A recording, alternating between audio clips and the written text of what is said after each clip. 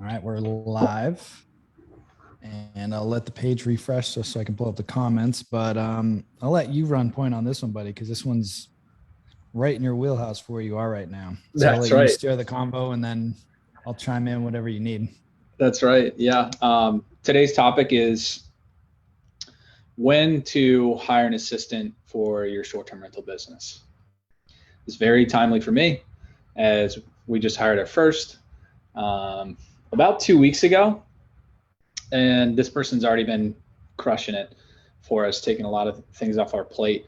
Right now he's working 5 days a week, so he's working Thursday to Monday, 3 to 11, I think are his hours. But Mike, I know you've got lots of experience with hiring assistants and virtual assistants, when you got them and things like that. So that's going to be the topic for today. So if you guys have questions about assistants, throw them in the chat here, and let's kick it off, man. How many units did you have live on Airbnb before you hired your first? I think I had six. VAs. I'm sorry, 6 properties before I got my first part-time VA. And they were working like 4 hours a day for me. They'd work like 12:30 to 4:30, and I'll break down what that looks like in a minute. I mean, now I have 5 full-time VAs. So I have basically 24/7 coverage. They essentially run my business. I literally just ran home, played golf again today. My business chugged along. Like, I don't need to be there. They handle everything for me. But I want to get back real quick to the point of, like, this is the point that holds 99% of all businesses back, is that fear of starting to bring on help. It stagnates everybody's growth, right? Until you start to bring on help, your business is never going to grow, and you're never going to be free from your business. So if you read The E-Myth, which I highly recommend everybody read, it's a great book, and it's in a story format about a woman that owns a bakery. And you'll see, and you'll probably relate to this if you've been in business for any amount of time, that you're running around doing everything yourself. And yes, with Accelerator and the Mastermind, I teach you guys a whole bunch of systems to automate the majority of the process, but you can only go so far with that until you have to bring on help, because those little pockets of time when you have 1 or 2 listings, when you expand to 5, 10, 20, 40, 50 units, that demand of your time continues to grow, right? So that's why you need to bring on help. So what I always recommend is get out a piece of paper and do a 2-week time study. I want you to write it out, like physically write it out. You're going to carry around this piece of paper. You can make one in Google Sheets or Excel or whatever and print it out. So every 15 minutes, I want you to write down what you're doing. And 1, it's going to identify like where you're spending a good chunk of your time. 2, it's going to make you really productive. And then 3, you're just going to be like, wow, I spent this much time on this task that I thought was only taking me 15 minutes. Or wow, like I'm spending X amount of hours a week on this business. These are all different things that I could outsource. So you write everything down, and then you rank it based on, like, do I need to do it? Do I think I need to do it? Meaning, AKA, I don't really need to do it, but I feel like I do. Or 3, like, I can definitely outsource this to somebody that could get it at least 80% good as I can. Right. And you want to categorize all those. And that's what you call like your delegation list. Like, this is what I can start to offload on my plate. So like when I was working a full-time job, what I had my first VA do, I had him working 12:30 to I think 5:30 with like an hour break in the middle. So at 12:30, they would check in. They would make sure that the previous guests had checked out, that the cleaners had showed up. They'd file any damage claims for me from Airbnb. They'd coordinate any maintenance if anything needed to be addressed. And then they would make sure that that property is ready and that the next guest had their access code. They received all the messages. They confirmed that they got everything and that they were able to get into the property. And then at 5:30, when they ended at that point, like I was pretty much done with my workday. And if I needed to address anything, I could.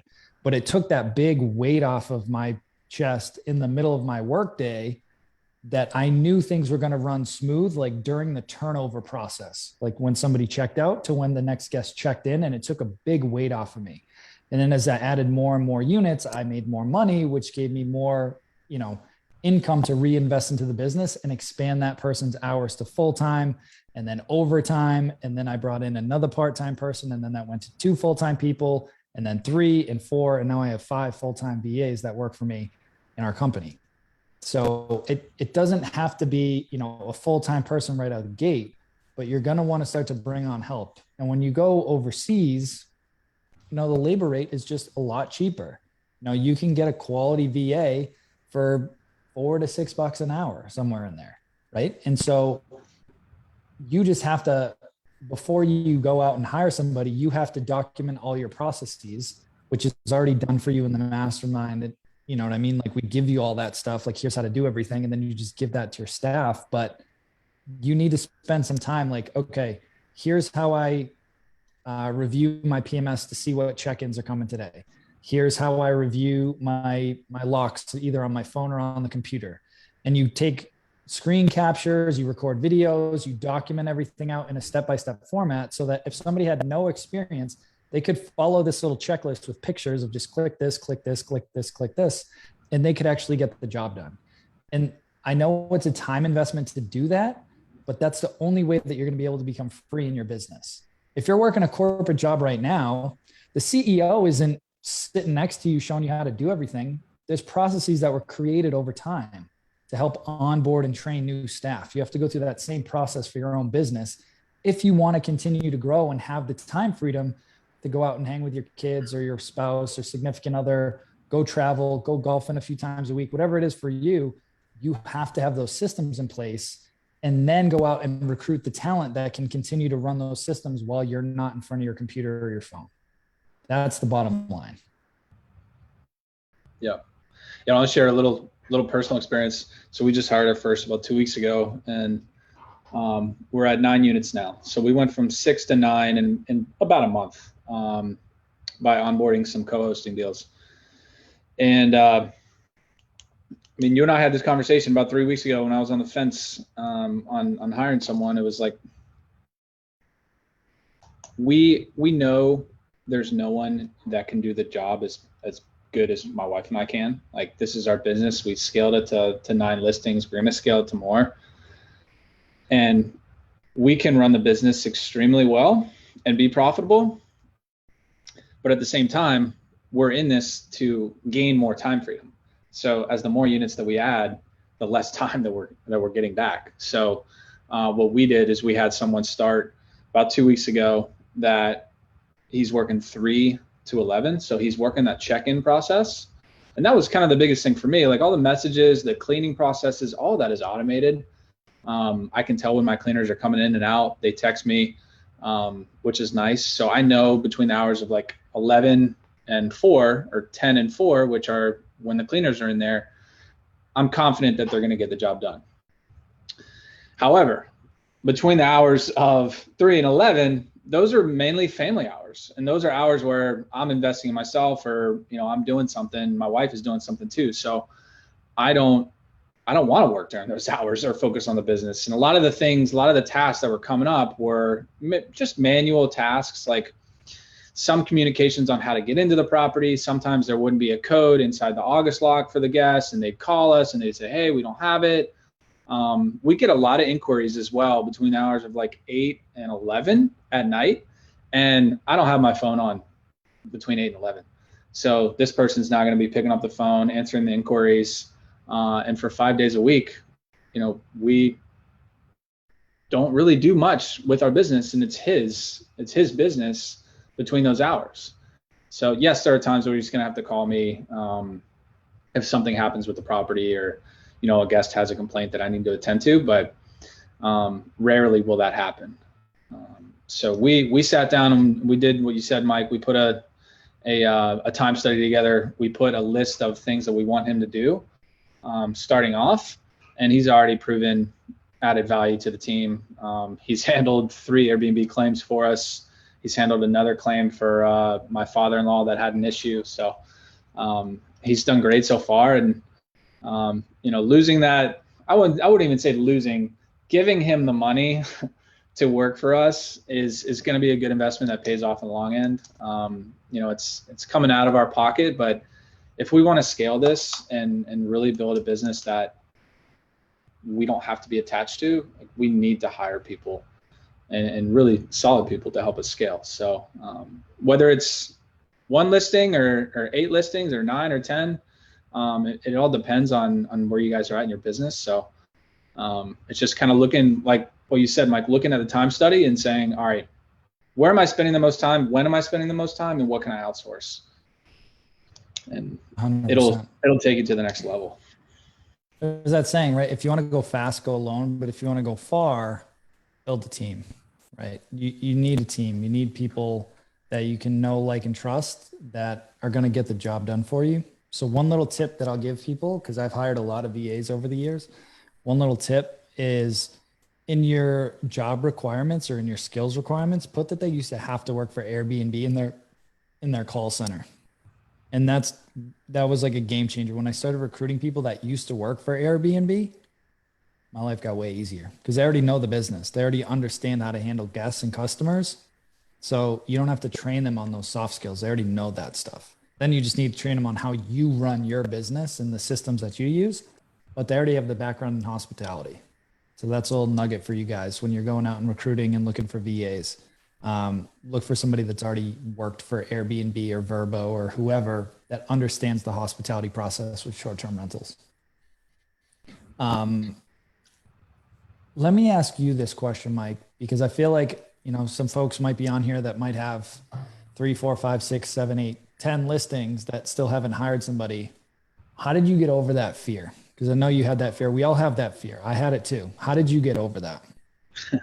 It's a combination of a couple of things. One, we had something happen at the property where I didn't know the answer to, and I reached out to the guy that we hired and said, hey, can you help with this? What would you do in this scenario? And he knocked it out of the park. He took care of it for us.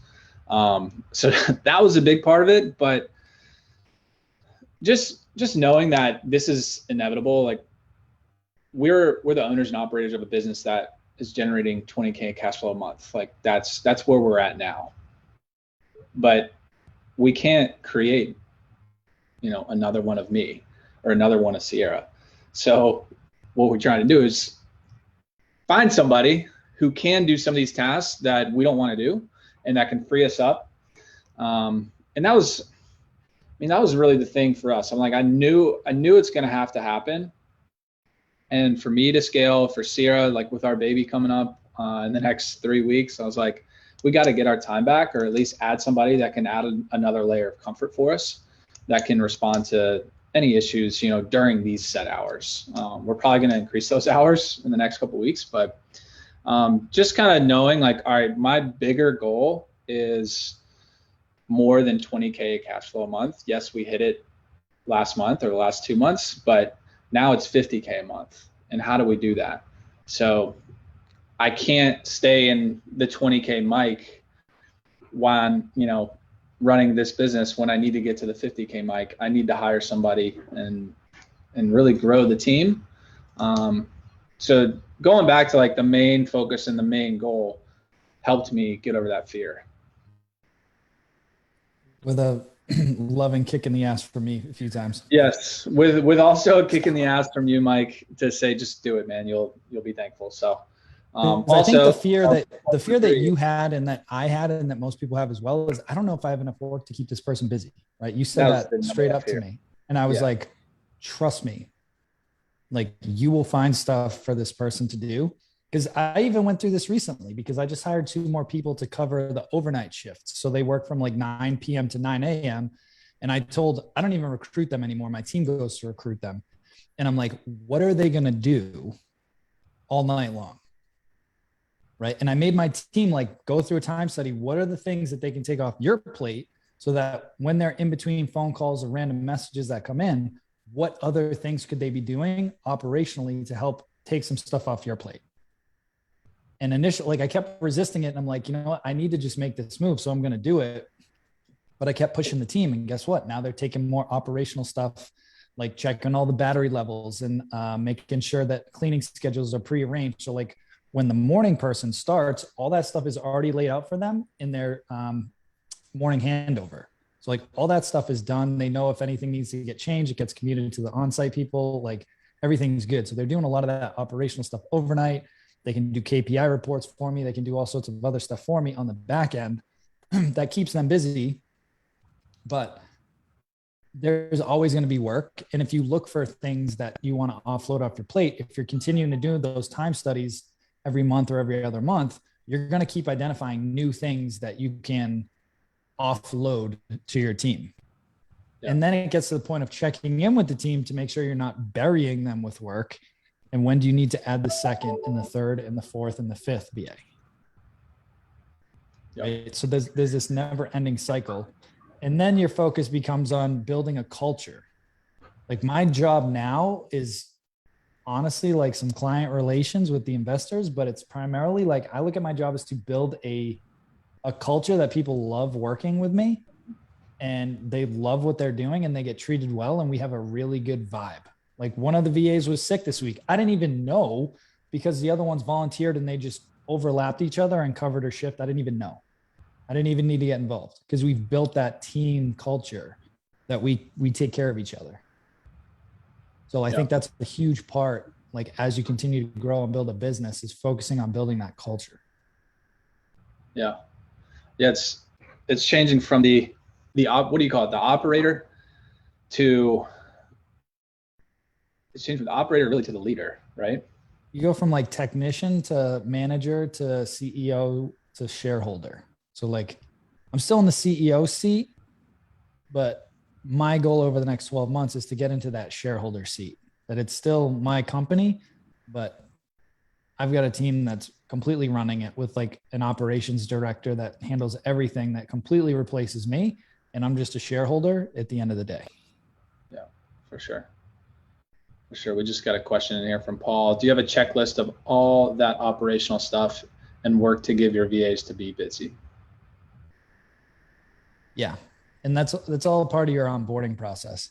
But the beauty is, Paul, once you get some good ones, I don't have to do any of that stuff anymore. Like now my team onboards new team members and they have all those checklists and they continue to refine them because I empower them to do it. I'm like, listen, if you guys find a better way to do this, make those tweaks, make the adjustments, update the standard operating procedures and do that going forward.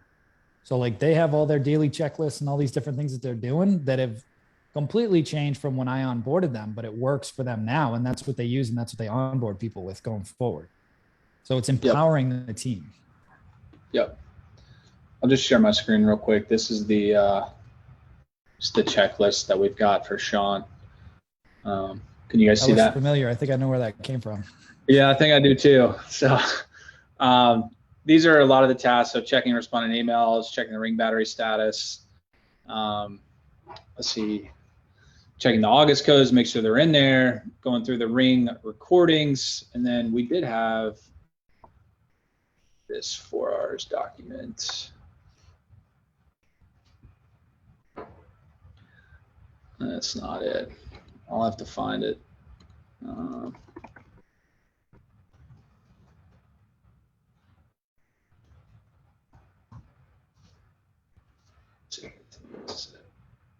No.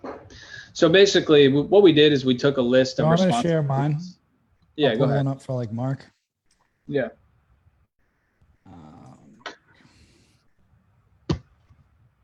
So Mark is on my team. He's kind of like my lead operations person on the STR side. And I have somebody else on the hotel side, but let me share my screen. I found it. So we call this 4R document. So what's the role? What are the responsibilities? What are the results? And what are the requirements? Right. So for Mark, he's overseeing the operations of our STR portfolio, ensuring all team members are engaged and providing great guest experience. He acts as the primary contact for the portfolio questions from the rest of the team. He recruits amazing talent to the team and ensures the culture and skill set fit for Occupied, communicates with guests or a property management system, all this kind of stuff. He ensures that all the hotel guests for one of our properties filled in their check-in forms. Ensures all manual, Verbo, and Booking.com reservations have submitted their payments prior to checking in. Ensuring overnight staff send our cleaner a screenshot of all the cleanings for the upcoming day. Ensure turnover process is done. Process any resolution claims. Coordinate any property maintenance. Monitor battery levels. Review property video recordings at the beginning and end of all of the shifts. Monitors noise aware. Saves any expense receipts. Prepares weekly bookkeeping reports. Prepares my monthly owner statements. He posts my coaching call recordings and any ad hoc data entry stuff. So his results that he's responsible for, ensuring that we maintain a review of at least 4.8 or higher, ensure the team maintains 100% response rate to all inquiries, ensure we resolve all guest issues, ensure the team maintains a response time of 10 minutes or less for all inquiries. And then these are the requirements: prior experience in guest support with Airbnb, which is what I told you guys to put in your job descriptions before. Very strong written and spoken English, extreme attention to detail, outstanding customer service, excellent typing, ability to problem solve, to read critically, ability to work with multiple technology platforms like Google Drive, Monday, Google Docs, Google Sheets, WhatsApp, Guesty, Ring Central, a whole slew of stuff that we use in our business. And so this is basically a job description, but it clearly spells out what are the responsibilities and what are the results that this person is responsible for. So that's what you want to put together when you're looking to hire a virtual assistant. Yep. That's awesome. It's going to save time. The money's going to take care of itself. It's going to save time for us. We got the 9 listings without getting one. We did get a lot of calls. We responded to a lot of stuff. What I'm looking most forward to is not having to do the bookkeeping anymore, not having to do the owner reports. And honestly, between the hours of 3 and, well, until after, before 3, we'll be monitoring the business, but after 3, like that's Sean's business and he can run it. And he will run it. He'll run it well. So that's what I'm looking most forward to, is on the weekends, Thursday to Monday, I know he's got it taken care of. So that's what I'm pumped about. And don't hesitate to at least interview some as well. Like, you can go onto a lot of the different sites, interview a few, see which ones you resonate with. It may cost you a couple $100, but that's it. Like, get a couple under your belt, see what you like, see what you don't like. And also, one thing I will add was, you can talk to people that are onshore too. People that may want to get into your business, or folks that are like asking you about short-term rentals, or folks that are, wanting to get into Airbnb and real estate.